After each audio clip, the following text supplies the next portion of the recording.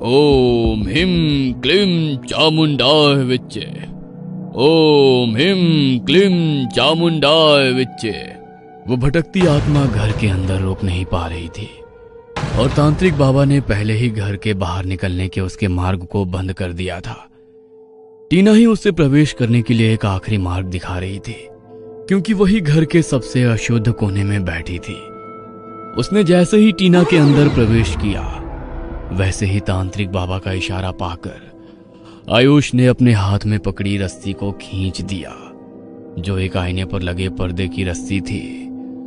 आयुष ने जैसे ही रस्सी को खींचा, टीना के साथ उस आत्मा का प्रतिबिंब आईने में आ गया। उसने मंत्रों की ध्वनि से बचने के लिए आईने के अंदर जैसे ही प्रवेश किया, वैसे ही तांत्रिक बाबा ने अभिमंत्रित विभूति को आईने पर फेंका और वो आईना वहीं टूटकर चकनाचूर हो गया।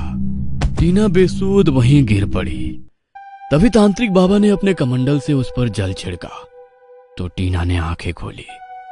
बाबा ने उससे रक्षा सूत्र बांधा और पूरे घर को शुद्ध कर दिया। तभी निर्मला ने तांत्रिक बाबा से एक सवाल किया।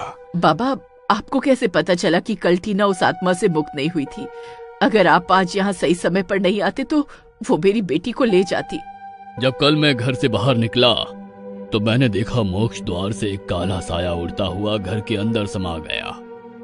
अचानक से कोई नई आत्मा इस तरह घर में प्रवेश नहीं कर सकती, इसलिए मैं समझ गया कि ये वही आत्मा है और मैं इसका अंत ना कर दूं, इसलिए उसने मुझे भ्रम में डाल दिया। मैं इस घर के किसी सदस्य से इस बारे में बात नहीं कर सकता था, वरना वो सचेत हो जाती। इसलिए मैंने आयुष के साथ मिलकर यह सब किया और आयुष ने इसमें साहिल की मदद की। और जब सुबह टीना सो रही थी तब उसने घर में आकर इस आईने पर इस पर्दे को बांध दिया।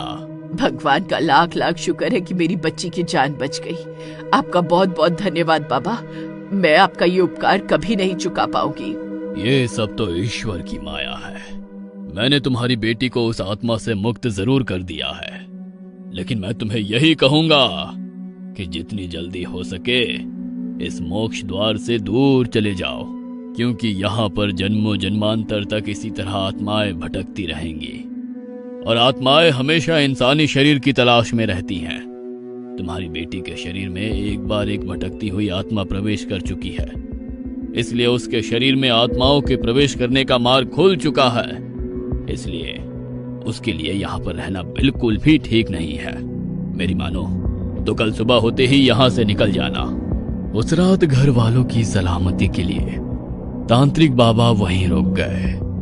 अगली सुबह होते ही तांत्रिक बाबा के साथ साथ आयुष, टीना और उसके घर वाले भी उस घर को खाली करके चले गए।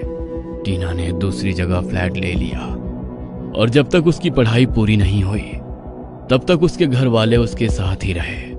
और जैसे ही उसकी पढ़ाई पूरी हुई वो फिर कभी बैंगलोर लौटकर नहीं आई। आज तक वो मोक्ष द्वार टीना के दिमाग में घूमता रहता है और जब भी उसे वो रातें याद आती हैं तो सब कुछ ठीक होने के बाद आज भी उन यादों से उसकी आत्मा सिहर उठती है।